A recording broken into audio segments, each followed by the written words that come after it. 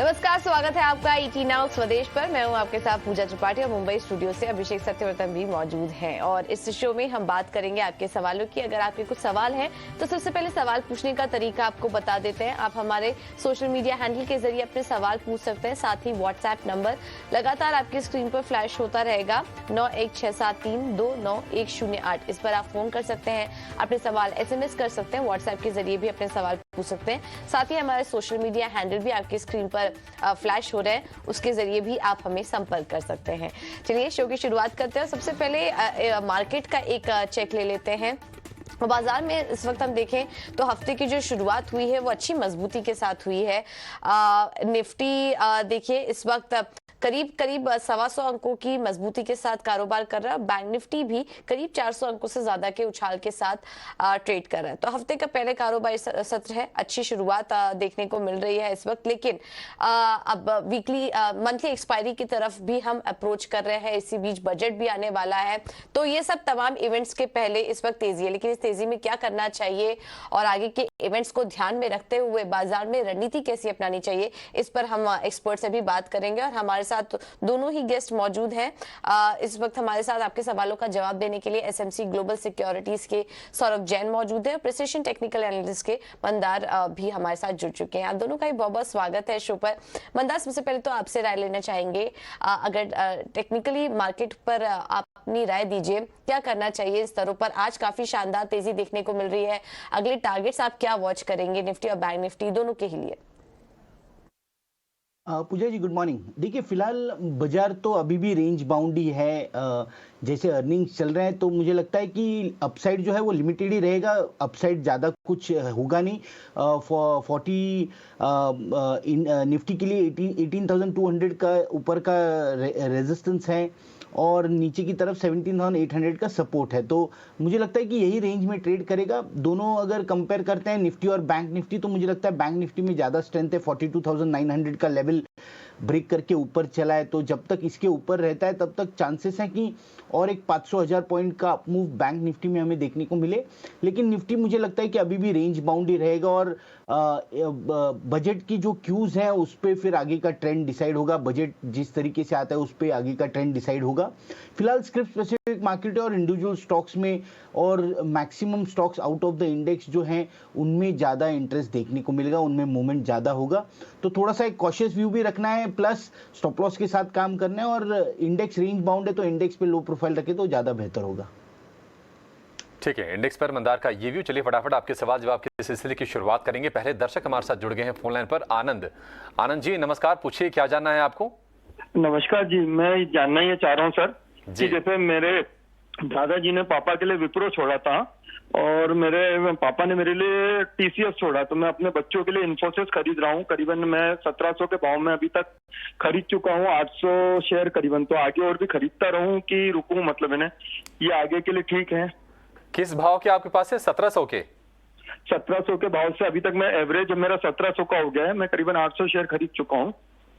ये मैं आगे जाके अपने फ्यूचर में बच्चों के लिए छोड़ना चाह रहा हूँ, तो ये मतलब इन्हें इसमें खरीदारी रखूं कि छोड़ दूं? चलिए, बहुत ही खूबसूरत सोच है आनंद आपकी, और सही बात है। अगर आप ऐसे ही इक्विटी में निवेश करते रहें तो आपका नाम भी आनंद है और पोर्टफोलियो में भी आनंद ही होगा। वैसे पीढ़ी दर पीढ़ी ये जो निवेश की परंपरा है आपके परिवार ने जो अपनाई है वो भी IT स्टॉक्स में, वो मतलब बहुत ही तारीफ के काबिल भी है। सौरभ जी, इन्फोसिस 1700 के भाव से एक्यूमुलेट कर रहे हैं, एवरेज प्राइस वो है।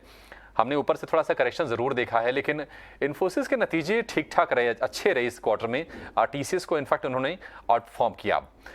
आपको लगता है कि सही स्टॉक है और एक जनरेशन के लिए बाय करना चाह रहे हैं? साल, 5 साल, 10 साल नहीं, बल्कि एक जनरेशन अपने बच्चे को ये ट्रांसफर करेंगे अपने शेयर। सही शेयर है ये? जी, मुझे लगता है कि IT पैक के अंदर सबसे बहुत अच्छा शेयर है इन्फोसिस। इन्होंने जो सिप किया है काफी अच्छा सोच समझ के ही लगता है किया है। नतीजे भी बेहतर हैं। कुछ IT सेक्टर इसलिए नहीं चल रहा क्योंकि इस समय जो बाजार में जो ग्रोथ है जो इन IT कंपनियां दिख रही थी वो थोड़ी कम हो गई है, ब्याज दर ऊपर चले गए हैं, तो थोड़ा सा ग्रोथ स्टॉक्स की तरफ सेलिंग है।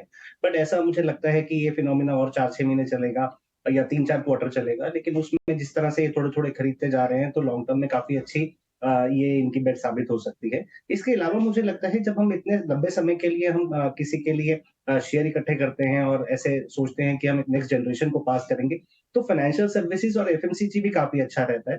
वहां पर मैं ये सजेस्ट करना चाहूंगा कि आप एफएमसीजी के फंड्स या फिर बैंकिंग फंड में भी आप एसआईपी कर सकते हैं। तो आप थोड़ा सा ये कर सकते हैं कि कुछ पैसे आप आईटी सेक्टर में डाल दीजिए, कुछ बैंकिंग में डाल दीजिए। तो इससे ये शायद थोड़ा बेहतर स्ट्रैटेजी रहेगी।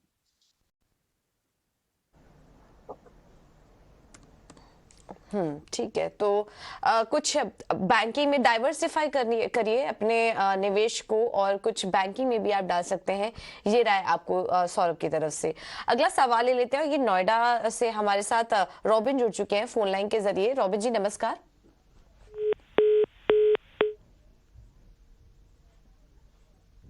चलिए, उनसे संपर्क नहीं हो पा रहा है, लेकिन उनका सवाल है हमारे पास। ईजमाई ट्रिप के स्टॉक हैं इनके पास, और 100 शेयर्स इन्होंने 55 रुपए की बाइंग प्राइस इस वक्त दिख रही है, और मुझे लग रहा है ये हाल फिलहाल की ही खरीद है, क्योंकि इनके बाइंग प्राइस पर ही स्टॉक इस वक्त कारोबार कर रहा है। हो सकता है आज ही इन्होंने ले लिया हो, और व्यू जानने के लिए ये हमसे संपर्क भी करना चाह रहे थे, लेकिन बात नहीं हो पाई। मंदार ईजमाई ट्रिप 55 के लेवल पर ही इन्होंने खरीदारी की है, जो कि इस वक्त का करंट प्राइस भी हम देख सकते हैं। क्या ये प्राइस सही है इस वक्त जो दिखाई दे रही है, या इससे और नीचे जा सकता है? क्योंकि स्टॉक में हम देख रहे हैं पिछले काफी समय से दबाव बना हुआ है। क्या करना चाहिए? निकल जाए कोई और स्टॉक इन्हें सजेस्ट करेंगे, या फिर तेजी के लिए बने रह सकते हैं? पूजा जी, मुझे तो लगता है कि होल्ड करना चाहिए। पिछले 7-8 महीने से स्टॉक यही लेवल्स पे ट्रेड कर रहा है, no doubt about it.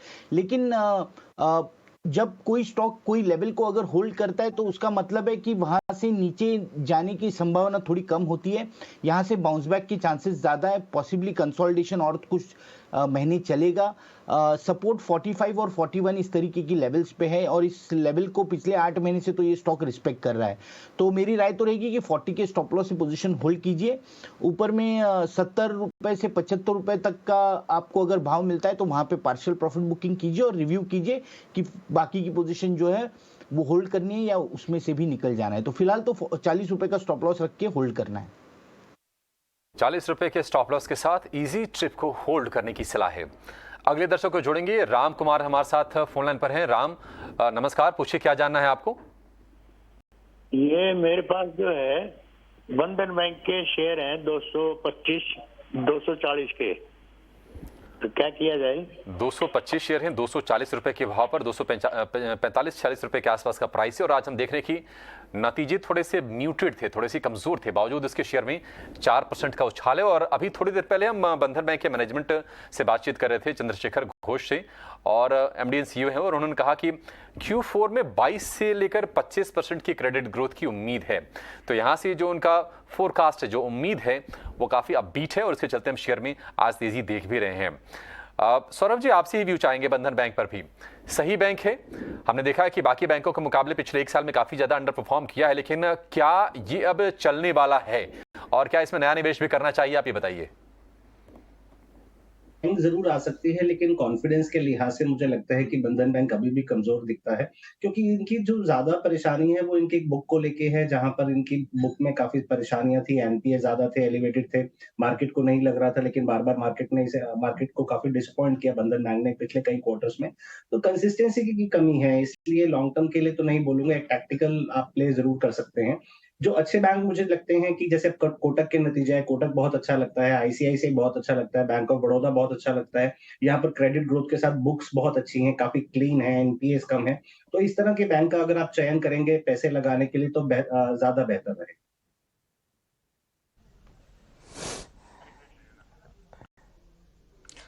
Okay, ठीक है। तो ये रहा आपके लिए राम कुमार जी। आगे बढ़ते हैं, और झारखंड से हमें संजीत कुमार जी हमारे साथ जुड़ चुके हैं। हालांकि उनसे संपर्क हम वापस से जोड़ने की कोशिश करेंगे, कॉल ड्रॉप हो चुका है, लेकिन उनका सवाल है हमारे पास। लॉजिस्टिक कंपनी में उनकी बाइंग है, एजीएस लॉजिस्टिक्स इन्होंने लिया हुआ है, और 300 शेयर्स हैं, 358 की बाइंग प्राइस है, और ये स्टॉक भी देखें कि जो खरीदारी का भाव है उसी के पास ही कारोबार कर रहा है। मंदार, आप ही सुझाव दीजिए, स्टॉक में क्या करें, क्योंकि अच्छी तेजी दिखी पिछले 6 महीने के अगर चार्ट स्ट्रक्चर हम देखें तो करीब करीब 35% ये स्टॉक चल चुका है। क्या थोड़े ऊपरी लेवल पर ये एंट्री लेने की कोशिश कर रहे हैं? बने रहना चाहिए इन्हें और तेजी के लिए, या फिर छोड़ दे और कोई और स्टॉक आप इन्हें सुझाएंगे? पूजा जी, देखिए मुझे तो लगता है फिलहाल तो होल्ड करना चाहिए। एक अच्छे स्टेडी अप मूव में ये स्टॉक ट्रेड कर रहा है, एक स्टेडी अप ट्रेंड है, हायर टॉप हायर बॉटम करते हुए ऊपर चल रहा है। तो फिलहाल तो होल्ड करना चाहिए। इमीडिएट जो लेवल्स की अगर बात करें 330 340 का जो लेवल है वो एक बढ़िया सा सपोर्ट बना हुआ है। आज भी अगर देखें तो 2% अप है इंट्राडे ट्रेड में। 370 तक का शॉर्ट टर्म में तो मूव मुझे यहाँ पे दिखता है कि ये चलेगा 370 तक, तो ये चल सकता है। 370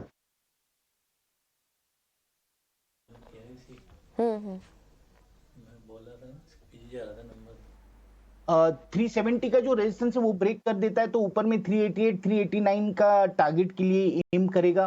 तो फिलहाल तो ये स्टॉक अप ट्रेंड में, तो मुझे लगता है कि होल्ड करना चाहिए। इसमें जो स्टॉप लॉस है वो 310 का होगा, 310 का स्टॉप लॉस होगा। 310 के स्टॉप लॉस से पोजीशन होल्ड करनी है। ठीक है, 310 रुपए के स्टॉप लॉस से एजिस लॉजिस्टिक्स को होल्ड करने की सलाह है। अगला सवाल लेंगे, फेसबुक से आया है मनोज कुमार के, इनके पास से धानी सर्विसेज के 55 रुपए के भाव पर 2000 शेयर।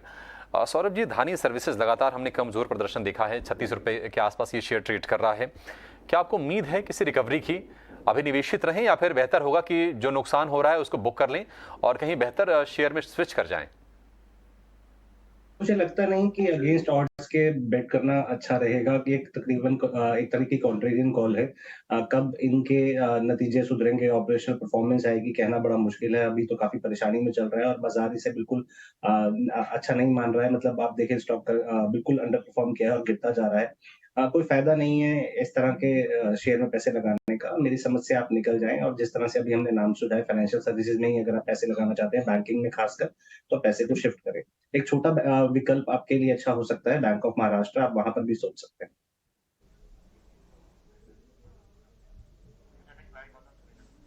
ओके, ठीक है, तो ये राय आपको स्टॉक में दे दी गई है। चलिए अब आगे बढ़ेंगे और अगला सवाल ले लेते हैं। और ये हमें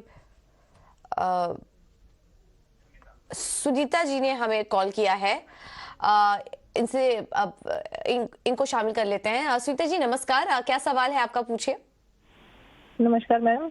मैंने दीपक फर्टिलाइजर के शेयर लिए हुए हैं 16, 860 की एवरेज है, तो उसके बारे में पूछना था कि इसको और एवरेज करना चाहिए या होल्ड करना चाहिए।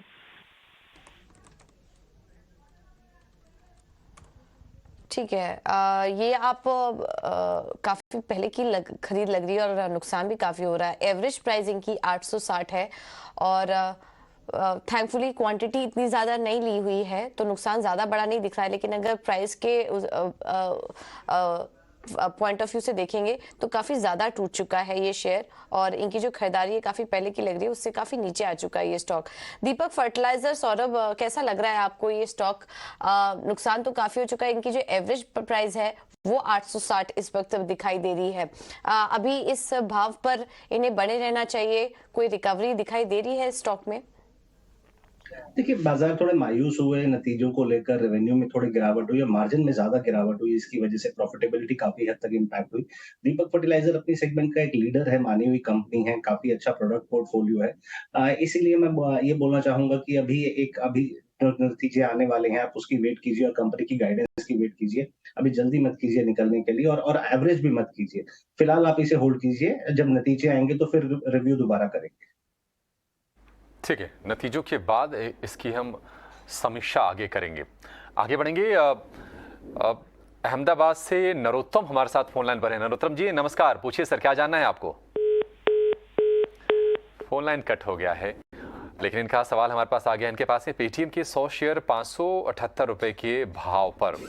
पेटीएम का भाव है 550 रुपए के नीचे, 549 रुपए 85 पैसे के आसपास का है। यानी कि जिन्होंने निचले लेवल पर भी लिया है वो भी कहीं ना कहीं नुकसान में शेयर में जाते हुए दिख रहे हैं। पेटीएम, सौरभ जी क्या भी होगा आपका? क्योंकि हम देख रहे हैं कि फिनटेक की स्थिति किसी से छुपी नहीं है।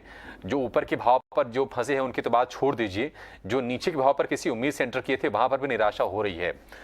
पेटीएम निवेशित रहना चाहिए आपको लगता है? हालांकि कंपनी थोड़ा सा पॉजिटिव साउंड कर रही है और ये कह रही है कि अब उनका पूरा फोकस प्रॉफिटेबिलिटी पर है, कैश फ्लो जनरेट करने पर है, लेकिन कितना भरोसा करेंगे आप? देखिए, भरोसा करना काफ़ी मुश्किल है। तकरीबन 2200 रुपए में शेयर आया, उसके बाद इतना नीचे आ गया कि ऐसा लगता है कि जैसे शेयर स्प्लिट हो गया हो। कॉन्फिडेंस आना मुश्किल है क्योंकि पहले काफ़ी वैल्यूएशन महँगी वैल्यूएशन पे आया था और जिस तरह से फिनटेक कंपनियों की पिटाई हो रही है, ग्रोथ टू वैल्यू में पैसा शिफ्ट हो रहा है, मुझे लगता नहीं यहाँ पर कोई बाइंग होगी और आप ये देखिए कि इन रेटों पर भी कितनी ज़्यादा सेलिंग आ रही है। जो पुराने निवेशक हैं, बड़े-बड़े निवेशक हैं, वो भी इन रेटों पे माल बेच रहे हैं। तो जब इतने विदेशी संस्थागत डोमेस्टिक जो संस्थागत निवेशक हैं, वो माल बेच रहे हैं, तो उस शेयर में मुझे समझ में नहीं आता कि कैसे सैनिटी आएगी, कैसे वो अपना फ्लो ढूँढेगा। मैं नहीं समझता कि आपके पास ये पोर्टफोलियो में होना चाहिए। आपके लिए निकल जाना ही बेहतर रहेगा। ओके, ठीक है। तो ये राय आपको पेटीएम में दे दी गई है। फिलहाल एग्जिट कर लेना ही बेहतर रणनीति होगी। दिल्ली से अगले दर्शक हमारे साथ जुड़े हैं संदीप। संदीप जी नमस्कार। किस स्टॉक पर सवाल है आपका? मेरे पास न्यूरिका है जी 100 शेयर 750 रुपए के।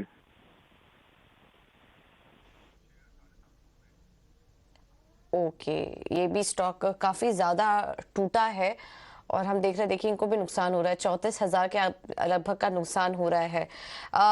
मंदार क्या सुझाव देंगे? पिछले एक साल में अगर हम देखें तो स्टॉक में लगातार गिरावट बन रही है और जैसा कि हम देख पा रहे हैं कि करीब करीब 1200 अंकों से ज्यादा की गिरावट इस स्टॉक में देखने को मिली है। न्यूरेका में रिकवर नहीं कर पाया। अभी हाल फिलहाल में 315 का लो बनाने के बाद फिर से एक रिकवरी दिखाने की कोशिश जरूर कर रहा है ये स्टॉक, बट इनकी जो खरीद भाव है वो 750 की है। काफी पहले इन्होंने लिया हुआ है तो काफी समय लग सकता है इन्हें। अभी क्या करना चाहिए? बाउंस पर निकलने की सलाह देंगे या फिर और तेजी के लिए रुकना चाहिए इन्हें?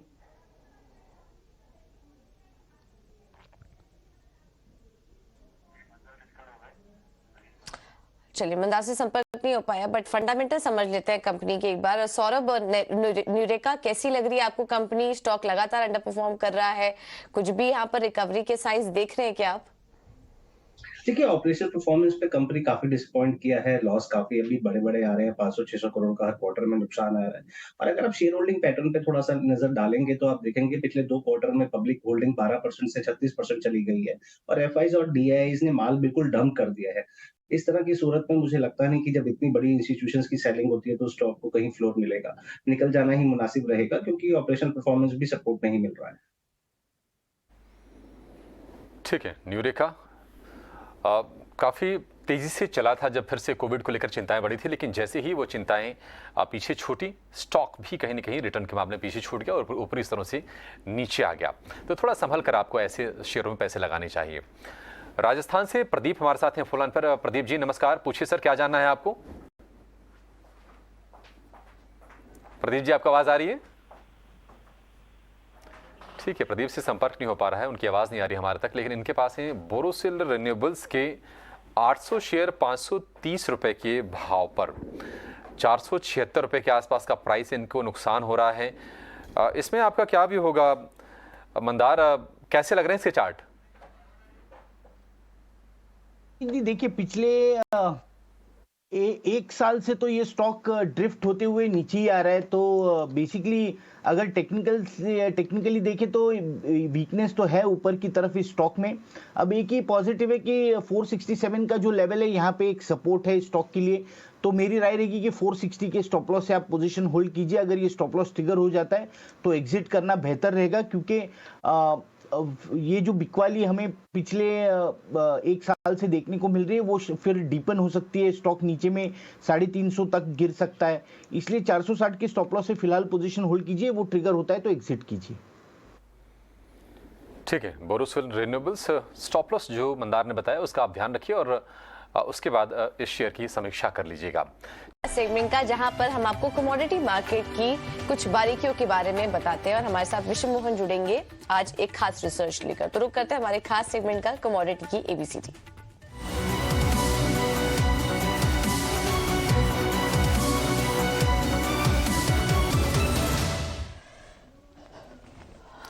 देखिए, कमोडिटी की एबीसीडी में आज हम बात करने वाले हैं डिजिटल गोल्ड की, क्योंकि गोल्ड काफ़ी फोकस में है। पिछले 2 हफ्ते से हम देख रहे हैं कि लगातार रिकॉर्ड स्तरों के बेहद करीब बना हुआ है। डिजिटल गोल्ड होता क्या है? इलेक्ट्रॉनिक फॉर्म में गोल्ड की खरीदारी ही हम डिजिटल गोल्ड कहते हैं, रियल टाइम बेसिस पे इसकी खरीद बिक्री आप कर सकते हैं। यानी जो भी इंटरनेशनल मार्केट में प्राइस चल रहा है उस आधार पर आप खरीद बिक्री कर सकते हैं और आपके पास फिजिकल गोल्ड में भी इसको कन्वर्ट कराने का ऑप्शन रहता है। और डिलीवरी लेने पे हालांकि आपको एक मामूली चार्ज भी देना होगा। डिजिटल गोल्ड इंश्योर्ड होता है और सिक्योर्ड वॉलेट्स में रखे जाते हैं। जब भी आप खरीदते हैं आपके बिहाफ पे जो भी यहाँ पे प्रोवाइडर्स कंपनियां रहती है, सर्विस देने वाली कंपनी होती है, वो इसके बदले फिजिकल गोल्ड खरीद सकते हैं। सबसे पहले आपको करना क्या है खरीदारी के लिए? सबसे पहले आपको ऑनलाइन एक गोल्ड लॉकर यहाँ पर खोलना पड़ेगा, उसके बाद इसकी खरीदारी होगी। आप पेटीएम, फोन पे, गूगल पे के जरिए भी इसकी खरीदारी कर सकते हैं या डायरेक्ट भी आप जाके ऑगमोंट गोल्ड हो या पीएमपी, एमएमटीसी पीएमपी की वेबसाइट पे जाकर भी इसकी खरीदारी कर सकते हैं। आप अपने सुविधा के हिसाब से खरीदारी कर सकते हैं, अपने पेमेंट के तरीका का चुनाव कर सकते हैं। सबसे अच्छी बात डिजिटल गोल्ड की ये है कि आप मिनिमम इन्वेस्टमेंट की कोई लिमिट नहीं, यानी 1 रुपए से भी आप शुरुआत कर सकते हैं, लेकिन आप फिजिकल जब आप लेने जाएंगे तो एक तय लिमिट, तय ग्राम होना चाहिए, 5 ग्राम, 10 ग्राम, 1 ग्राम, तभी आपकी डिलीवरी हो जाएगी। लेकिन इसका एक ड्रॉबैक, सिर्फ 2 ड्रॉबैक मैं इसको देखता हूं, क्योंकि स्टोरेज ये वॉल्ट में रखे जाते हैं, तो वॉल्ट में स्टोर करने के लिए एक तय समय सीमा होती है, 5 से 7 साल की समय सीमा होती है। 5 से 7 साल के बाद आपको फिजिकल में इसकी डिलीवरी लेनी ही पड़ेगी।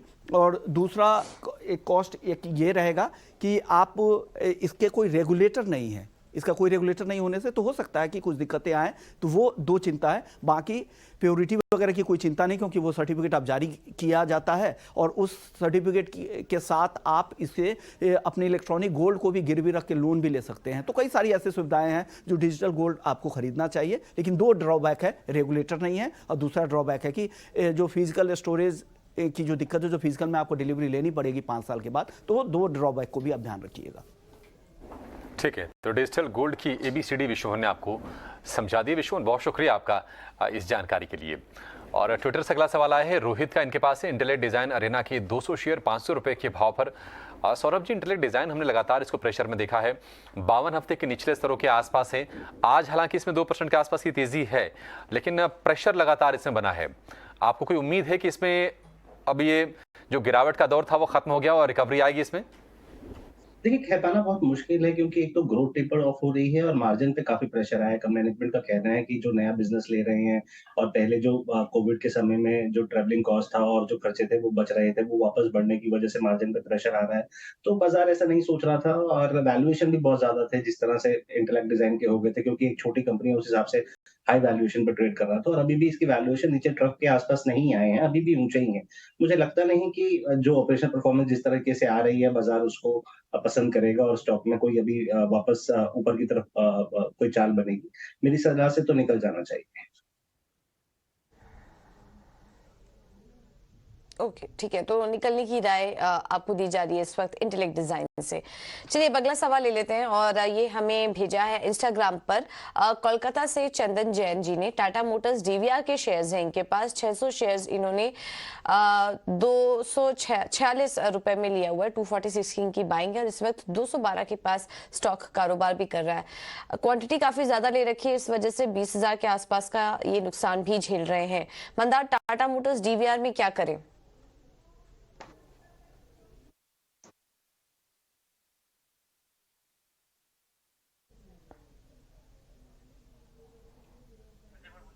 मंदार, आपको आवाज आ रही है? टाटा मोटर्स DVR पर सवाल है। ऑलराइट, चलिए मंदार से संपर्क नहीं हो पा रहा है। सौरभ, आप सजेस्ट करिए टाटा मोटर्स DVR पर क्या राय होगी आपकी? देखिए, इंडियन मार्केट में कंपनी काफी अच्छा कर रही है। जिस तरह से नए-नए लॉन्चेस लेके आ रही है, EV model, CNG model, traction बहुत अच्छा है, काफी अच्छी ग्रोथ आ रही है। कुछ-कुछ सेगमेंट में तो मारुति को भी परेशानी हो रही है, टाटा मोटर की जिस हिसाब से डिमांड आ रही है। दूसरी बात ये, यूरोप, चाइना थोड़ा-सा कंसर्न है। यूरोप तो अभी कंसर्न काफी बना हुआ है, चाइना में हो सकता है इकोनॉमी बॉटम आउट कर रही है जैसे, तो थोड़ा-सा फर्क पड़े। फिलहाल के लिए इसमें थोड़ा-सा मिक्स रुझान है, बहुत आउट परफॉर्म भी नहीं करेगा, बहुत अंडर परफॉर्म भी नहीं करेगा। मुझे ऐसा लगता है कि थोड़ा मार्केट परफॉर्म करेगा अभी और मैनेजमेंट काफी कॉन्फिडेंट दिखती है। फिलहाल के लिए मुझे लगता है कि इस पे होल्ड रहना चाहिए। ठीक है, टाटा मोटर्स DVR को होल्ड करने की सलाह है सौरभ जी की ओर से। आगे बढ़ेंगे, दिल्ली से सवाल लेंगे राकेश सेठी का। इनका आया है सवाल व्हाट्सएप के जरिए। इनके पास है हिंदुस्तान जिंक के शेयर 100 शेयर हैं 301 रुपए के भाव पर।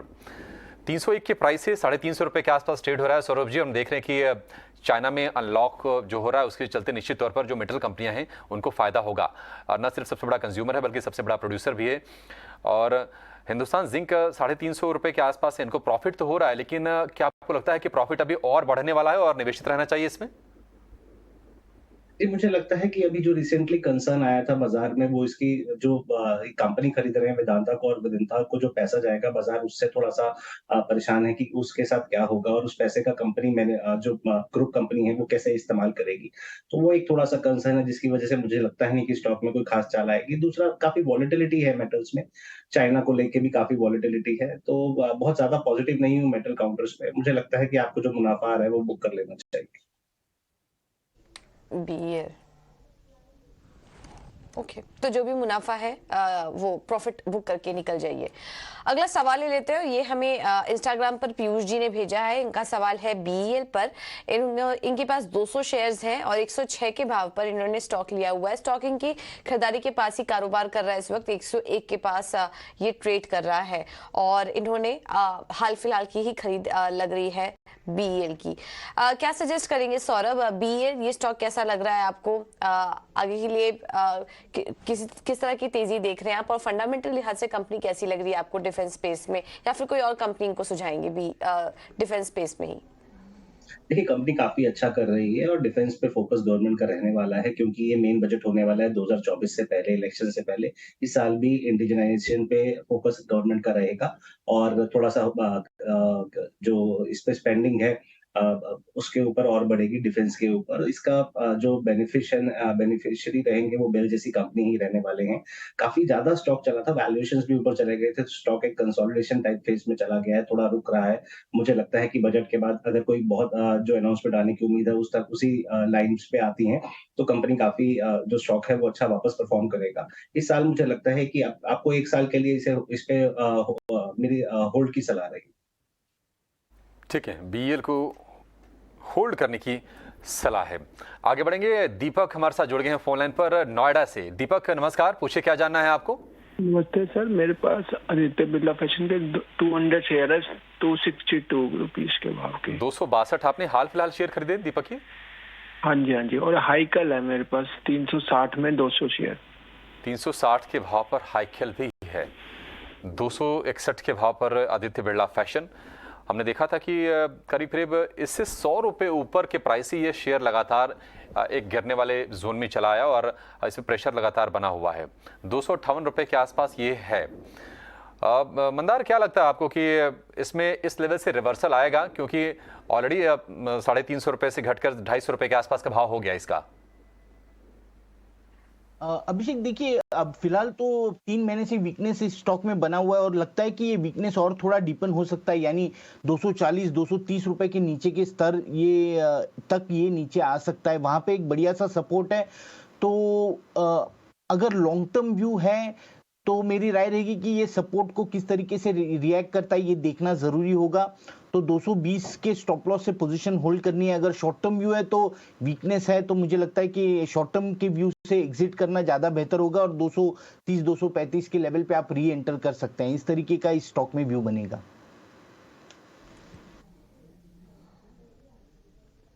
ठीक है, तो ये राय आदित्य बिरला फैशन पर आपको दे दी गई। चलिए आगे बढ़ेंगे और बेंगलुरु से हमारे साथ अगले दर्शक जुड़े हैं, एमएम हुसैन। नमस्कार, सवाल पूछिए अपना। नमस्कार मैडम, मेरा सवाल है, 2 पिरामिल फार्मा है और आरबीएल बैंक है।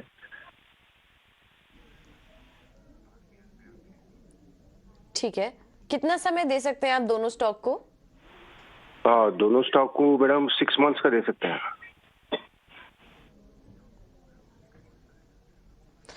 ठीक है, 6 महीने का ही समय है इनके पास। आरबीएल बैंक में इनको हम देख रहे हैं कि नुकसान हो रहा है। हालांकि नतीजे आए, बैंक के नतीजे काफी अच्छे थे, लेकिन उसके बाद हम देख रहे हैं थोड़ी मुनाफा वसूली देखने को मिली। स्टॉक चला भी काफी था, उसके बाद हम देख रहे हैं कि आज नतीजों के बाद मुनाफा वसूली हावी है और नुकसान सबसे ज्यादा हो रहा है इनको पिरामिल फार्मा में। 131 की बाइंग प्राइस है इनकी, 111 पर कारोबार कर रहा है। क्वांटिटी भी इन्होंने काफी ज्यादा ले रखी थी। सबसे पहले आरबीएल बैंक पर सलाह ले लेते हैं। सौरभ, आरबीएल बैंक बने रहना चाहिए इस स्टॉक में, हल्के नुकसान में है इस वक्त, लेकिन 6 महीने के लिए क्या लग रहा है आपको, किस तरह की चाल रह सकती है, या फिर थोड़ा और समय देने की जरूरत है, क्योंकि नुकसान इनको हो रहा है करीब 26,000 का, तो थोड़ा और समय देना चाहिए आरबीएल बैंक में? काफी अच्छा लग रहा है और आपने बिल्कुल ठीक बताया पूजा जी कि नतीजे अच्छे आए थे। और एक खासा बात जहाँ तक मुझे याद आ रही है कि जो इनका loan portfolio, gold loan portfolio है, उसमें थोड़ी कमी आई है और ओवरऑल इनकी किताब इन्होंने एडवांस बुक अच्छी करी है। तो मुझे लगता है कि थोड़े लंबे समय के लिए रखेंगे तो बेहतर रहेगा। 6 महीने से समय अगर थोड़ा बढ़ा लें तो मुझे लगता है और भी ज़्यादा बेहतर रहेगा। तकरीबन 1 साल का अगर ये समय रखें तो मेरी सलाह यहाँ पर होल्ड की रहेगी। बिल्कुल, तो कोई चिंता वाली बात नहीं है, लॉन्ग टर्म आउटलुक अच्छा लग रहा है, बैंक का भी आपको नुकसान जरूर हो रहा है, लेकिन बने रहिए, निकलने की कोशिश मत करिए और अभी आपको यहाँ पर फायदा मिल सकता है। पिरामल फार्मा में इनकी बाइंग काफी पहले की लग रही है, 131 पर इन्होंने लिया था और स्टॉक में काफी ज्यादा कमजोरी आ चुकी है। हम देख रहे हैं कि पिछले एक महीने में ही, पिछले 6 महीने में ही स्टॉक में करीब 40% की गिरावट देखने को मिल चुकी है और इनको काफी नुकसान हो रहा है। पिरामल फार्मा, सौरभ, इस पर भी राय दीजिए, फंडामेंटल लिहाज से ये कंपनी कैसी लग रही है, बने रहना चाहिए स्टॉक से या फिर एग्जिट कर लें? ये स्टॉक कवरेज में नहीं है, शायद ये अभी पीरामल ग्रुप में जो स्प्लिट हुए थे अलग अलग बिजनेसेस, उसकी वजह से ये लिस्टिंग आई थी। ज्यादा कुछ इसके ऊपर बता नहीं पाऊँ। जी,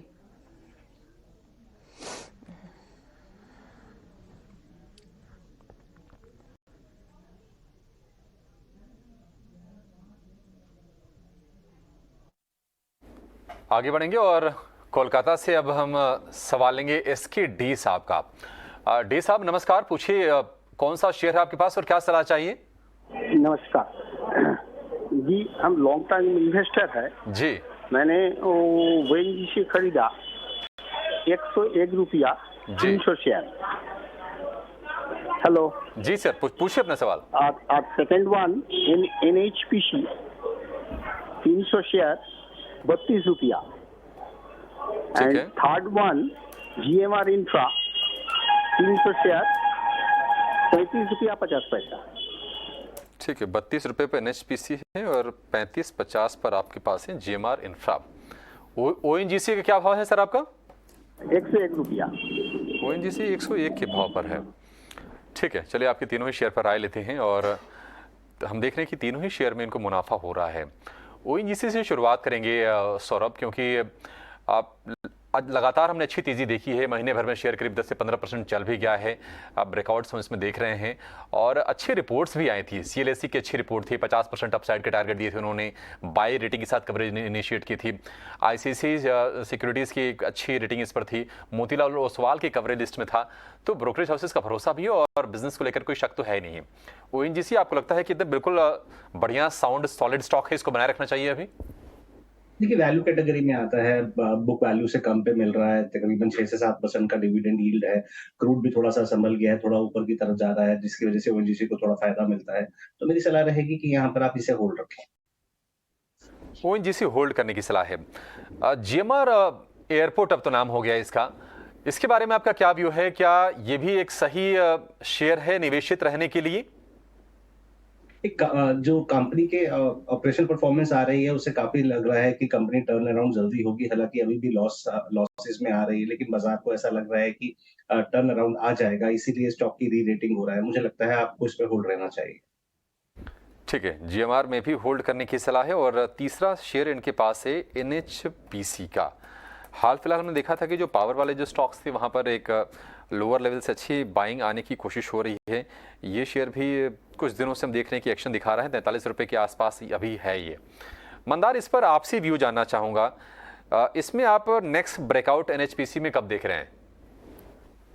अभिषेक, देखिए, एनएचपीसी का बहुत ही इंटरेस्टिंग फॉर्मेशन है। लॉन्ग टर्म चार्ट अगर मैं देखता हूं, यानी 2009 से लेके अब तक का अगर मैं चार्ट देखता हूं, तो यहाँ इस स्टॉक में मल्टीपल रेजिस्टेंसेस बने हुए थे, 34 रुपीज से लेके ऊपर में 36 रुपीज तक। तो मल्टीपल टाइम्स ये स्टॉक ये लेवल्स पे आके यहाँ से फिर से गिर जाता था, लेकिन पहली बार ऐसा हुआ है, मैं आपको एग्जैक्टली बोलता हूँ, अक्टूबर 2022 में इस स्टॉक ने पहली बार ये जो बैंड था इतने सालों बाद, यानी 13 साल के बाद ये बैंड जो है ऊपर की तरफ ब्रेक कर दिया। तो ये बहुत ही पॉजिटिव फॉर्मेशन है। इस तरीके का फॉर्मेशन टेक्निकली बताता है कि स्टॉक आगे जाते हुए मल्टी बैगर बनेगा। तो मेरी राय तो रहेगी कि फिलहाल तो होल्ड कीजिए। 36 रुपीज का इस स्टॉक में स्टॉप लॉस सपोर्ट है, तो आपका जो स्टॉप लॉस है वो 33 रुपीज पे होना चाहिए। 33 रुपए के स्टॉप लॉस से आप पोजीशन होल्ड कीजिए। फिलहाल इस स्टॉक में ऑलरेडी एक अपमूव होने के कारण ये पिछले 2-3 महीने से कंसोलिडेशन में चल रहा है और शायद ये कंसोलिडेशन और कुछ दिनों तक चल सकता है। लेकिन 33 के स्टॉप लॉस से आप होल्ड कीजिए, इसमें अच्छा खासा ऊपर का टारगेट बनेगा। सिर्फ जो आपका व्यू है वो 3 से 5 साल का होना चाहिए। ठीक है, तो थोड़ा लंबा समय दीजिए। एनएचपीसी में आप को मुनाफा हो रहा है, लेकिन आप 33 के स्टॉप लॉस के साथ अभी भी होल्ड कर सकते हैं। अगले 3 से 4 साल के लिए होल्ड करिए और अच्छे गेन्स आपको देखने को मिल सकते हैं स्टॉक में। अगला सवाल ले लेते हैं। ये हमें इंस्टाग्राम के जरिए आकाश जी ने भेजा और इनका सवाल है जोमेटो पर। 6,000 से ज्यादा के शेयर्स, 6600 शेयर्स करीब इन्होंने लिया हुआ है और 5984 पर इनकी बाइंग प्राइस है। क्वांटिटी भी काफी ज्यादा है और इस वक्त हम देख रहे हैं कि करीब करीब इनको यहाँ पर 10 रुपए प्रति शेयर का नुकसान भी इस वक्त झेलना पड़ रहा है। करीब 60,000 का नुकसान इनको इस स्टॉक में हो चुका है। सौरभ, क्या सजेस्ट करेंगे?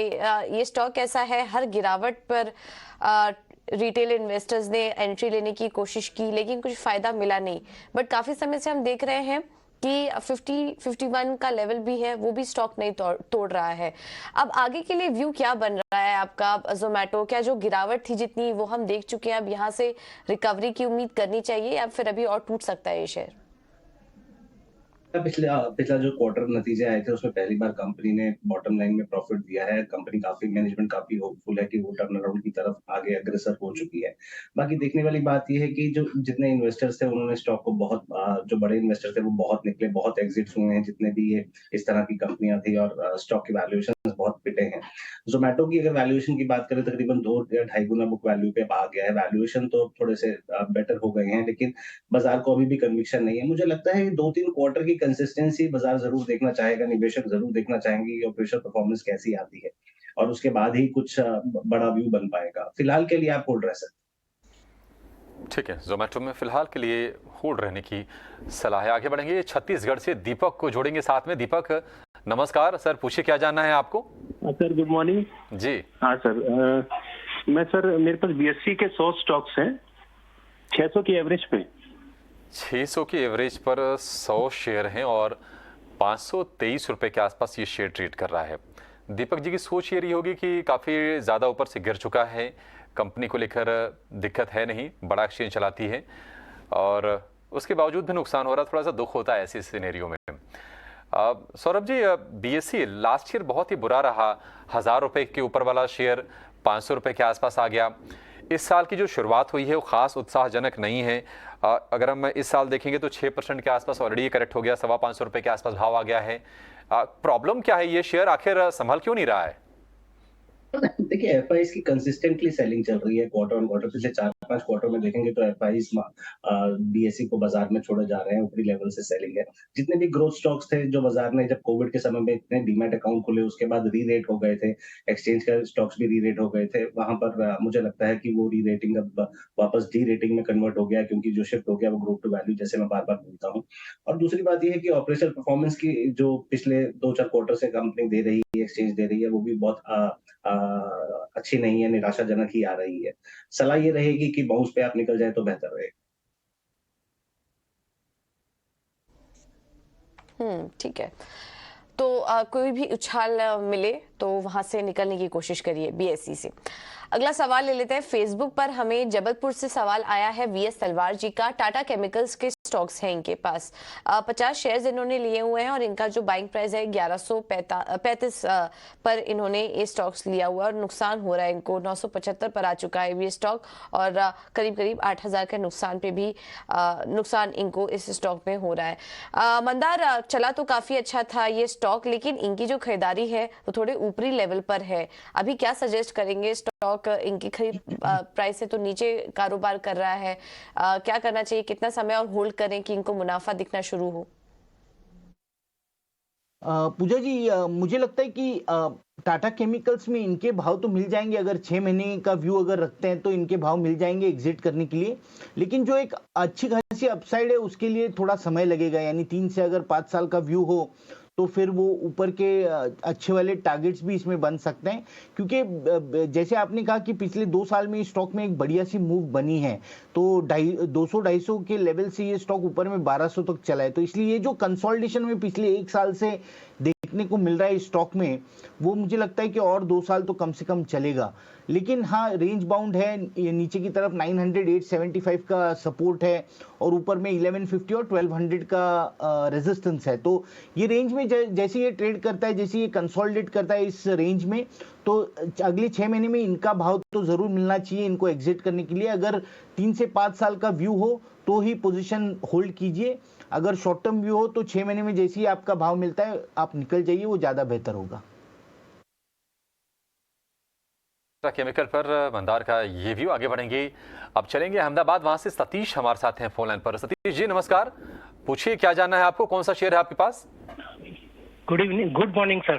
जी सर, गुड मॉर्निंग। बोलता हूँ जी। अच्छा, मैं एथर इंडस्ट्री के लिए पूछ रहा था सर। मेरे पास 300 शेयर है, आईपीओ के भाव से है, तो अभी मैं उसको क्या करूं? एथर इंडस्ट्रीज आपके पास है आईपीओ के भाव के, ठीक है। पिछले साल अभी 6 महीने के आसपास इसको लिस्ट हुए हुआ सौरभ जी, और आईपीओ के भाव के इनके पास शेयर हैं। 950 रुपए के आसपास का प्राइस है फिलहाल इसका। क्या सजेशन होगा आपका, इसमें आप किस तरह की ग्रोथ देख रहे हैं? काफी ज्यादा है, तकरीबन 30 गुना बुक वैल्यू पे चल रहा है अभी। रेवेन्यू तो थोड़ा छोटा ही है, हालांकि प्रॉफिटेबल है कंपनी, तो इतनी वैल्यूएशन पे कंफर्टेबल नहीं हूँ और बहुत ज्यादा लॉन्ग हिस्ट्री भी नहीं है कंपनी की। तो इस तरह की जब कंपनी होती है तो वहां पर बहुत ज्यादा आपको कॉन्फिडेंस नहीं रहता, तो मेरे हिसाब से आपको प्रॉफिट ले लेना चाहिए। ठीक है, एथर इंडस्ट्रीज पर सौरभ जी का ये भी, उस शेयर में आज है 6-6.5% की अच्छी तेजी, 950 का भाव है और अपने इसका जो शिखर था उससे करीब करीब अभी हालांकि ये 100 रुपये शेयर दूर है। चलिए इसी के साथ इस शो को यहाँ पर अब समाप्त करेंगे। आपका सौरभ जी और मंदार जी दोनों का बहुत शुक्रिया समय देने के लिए और हमारे तमाम दर्शकों के सवालों के जवाब देने के लिए। फिलहाल मुझे और दिल्ली स्टूडियो से पूजा को दीजिए इजाजत। एक छोटे से